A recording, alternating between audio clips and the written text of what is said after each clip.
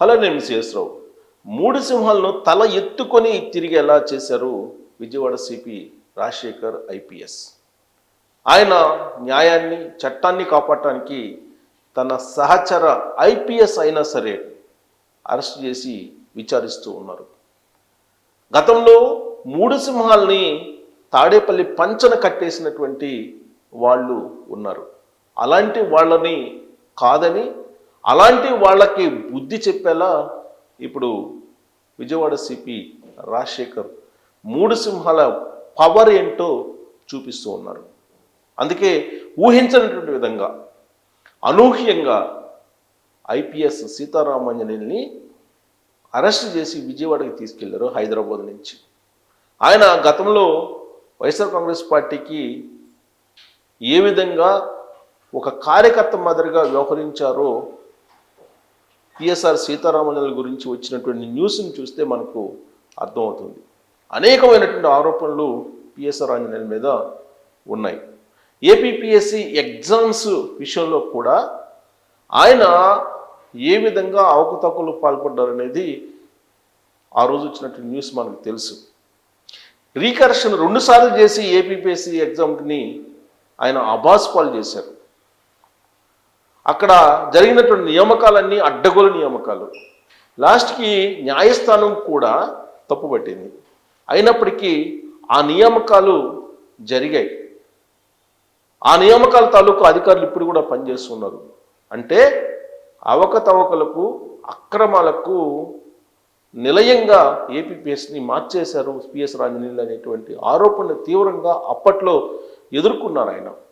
ఆ తర్వాత ఇంటెలిజెన్స్ చీఫ్గా, ఏసీబీ ఉన్నతాధికారిగా వ్యవహరించి ఆయన చేసినటువంటి పొరపాట్లు, ఆయన చేసినటువంటి అనేకమైనటువంటి అడ్డగోలు వ్యవహారాలు ఇప్పుడు బయటకు వస్తున్నాయి. ఆయన ఐపీఎస్ కాకుండా జేపీఎస్ అనే యాంగిల్లో ఆయన మీద సెటరిక్గా ఆయన డిగ్రీని కూడా మాట్లాడుకుంటున్నటువంటి పరిస్థితికి పోలీసు వ్యవస్థను, పోలీసుకున్న పవర్ను తాడేపల్లి పంచలో కట్టేశారు ఆయన. అలాంటి ఆరోపణలు ఎదుర్కొన్నారు. అలాంటి అతన్ని చట్ట ప్రకారం, న్యాయం ప్రకారం శిక్షించడానికి ఐపీఎస్ రాజశేఖర్ మూడు సింహాల్ని గర్జించేలా చేశారు. అరెస్ట్ చేసి విచారిస్తున్నారు పిఎస్ఆర్ ఆంజనేయుల్ని. ఇంతకీ రాజశేఖర్ ఎవరు, విజయవాడ సిపి నేపథ్యం ఏంటి అనేటువంటి ఆసక్తి ఇప్పుడు నెలకొంది. ఎందుకు? జగన్మోహన్ రెడ్డి గారి ప్రభుత్వంలో ఇంటెలిజెన్స్ చీఫ్గా వ్యవహరించినటువంటి సీతారామాంజనేయులు వ్యవహరించినటువంటి తీరు జత్వానీ కేసుతోటి బయటపడింది.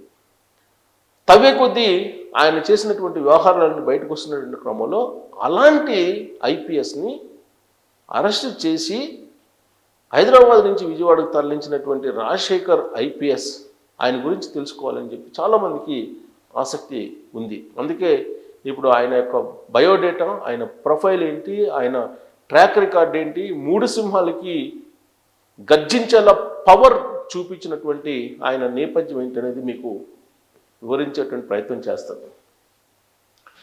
ప్రస్తుతం రాజశేఖర్ బాబు ఐపీఎస్ ప్రస్తుత బాధ్యతలు 2025 ఫిబ్రవరి లిక్కర్ స్కామ్ సిట్ అధ్యక్షుడు.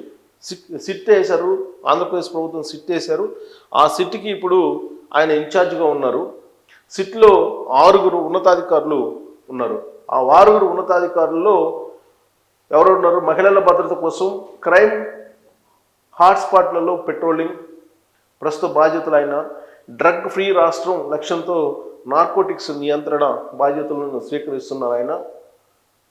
అలాగే విజయవాడ సిపి, ప్రస్తుతం విజయవాడ సిపిగా ఉన్నారు ఆయన. విజయవాడ సిపి చేయటం అని అంటే ఇది ఛాలెంజింగ్ ప్లేస్ అనిపించి పోలీసులు భావిస్తుంటారు చాలా కాలంగా కూడా. ఈవెన్ విజయవాడ సిపిగా ఇప్పుడు అరెస్ట్ అయినటువంటి పిఎస్ఆర్ ఆంజనేయులు కూడా ఉన్నారు. ఆయన కూడా విజయవాడ సిపిగా చేశారు గతంలో. ఇప్పుడు అదే సిపి ఇప్పుడు అదే కార్యాలయంలో విచారణ ఎదుర్కొంటున్నారు. దాన్నే కర్మ సిద్ధాంతం అంటారు. ఇప్పుడు ప్రస్తుతం బాధ్యతలు విజయవాడ సిపిగా రాజశేఖర్ బాబు ఉన్నారు. పబ్లిక్ గ్రీవెన్స్ రెడ్రెసల్ వ్యవస్థ బలోపేతం కోసం ఆయన ప్రయత్నం చేశారు.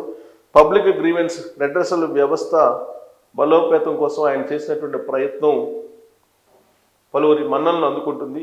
2024 జూలైలో విజయవాడ సిపిగా ఆయన బాధ్యతలు స్వీకరించారు. అప్పటి నుంచి కంటిన్యూ అవుతున్నారు. 2024 జనవరి Andhra Pradesh state level police recruitment board APS LPRB చైర్మన్గా ఉన్నారు జనవరి నుంచి. 2022లో ఆక్టోపస్ డిఐజీగా బదిలీ అయ్యారు. 2022లో ఆక్టోపస్ డిఐజీగా చేశారు. ఆక్టోపస్ అంటే చాలా పవర్ఫుల్ వింగ్, అది దానికి డిఐజీగా చేశారు ఆయన. సో 2021లో లా అండ్ ఆర్డర్ కోఆర్డినేషన్ డిఐజీగా చేశారు, అనుభవం ఉంది 2021లో. 2020లో డిఐజీగా ప్రమోషన్ వచ్చింది ఆయనకి. 2019లో డీజీపీ కార్యాలయానికి అటాచ్ చేశారు. జగన్మోహన్ రెడ్డి గారు అధికారంలోకి వచ్చిన వెంటనే ఆయన్ని డీజీపీ కార్యాలయానికి అటాచ్ చేశారు. సో క్రికెట్ బెట్టింగ్, గుట్కా అక్రమ రవాణా పైన ఎక్కువగా ఫోకస్ చేశారు. ప్రస్తుతం యూత్ ఈ క్రికెట్ బెట్టింగ్, గుట్కా అక్రమ రవాణాలో బాగా చొచ్చుకుపోయింది. అందుకే ఇప్పుడు దాని మీద ఫోకస్ పెట్టి దాన్ని ఎరాడికేట్ చేసే ప్రయత్నం చేస్తున్నారు రాజశేఖర్ బాబు. మహిళలపైన అత్యాచారాల నివారణ కోసం ఆయన ప్రయత్నిస్తున్నారు. ప్రత్యేకమైనటువంటి కార్యక్రమాలు నిర్వహించడం ద్వారా మహిళలపైన అత్యాచారాల నియంత్రణ కోసం ఆయన ఇప్పుడు కొన్ని కార్యక్రమాలను తీసుకొని ప్రజల్లోకి వెళ్తూ ఉన్నారు. గుంటూరు ఎస్పీగా రోడ్డు ప్రమాదాల నియంత్రణ కోసం వినూత్నమైనటువంటి కార్యక్రమాలను నిర్వహించారు. గుంటూరు ఎస్పీగా ఆయన పనిచేసినటువంటి రోజుల్లో. ఇక 2018లో గుంటూరు రూరల్ ఎస్పీగా చేశారు ఆయన. గుంటూరు రూరల్ అలాగే గుంటూరు అర్బన్ ఇద్దరు ఎస్పీలు ఉంటారు. గుంటూరు రూరల్ ఎస్పీగా కూడా ఈయన పనిచేశారు 2018లో. 2014లో అనంతపురం జిల్లా ఎస్పీగా పనిచేశారు. 2014 అంటే చంద్రబాబు నాయుడు గారు మొదటిసారి విడిపోయిన ఆంధ్రప్రదేశ్కు ముఖ్యమంత్రిగా అయినప్పుడు. ఇంకా 2006 బ్యాచ్ ఐపీఎస్ అధికారి ఈయన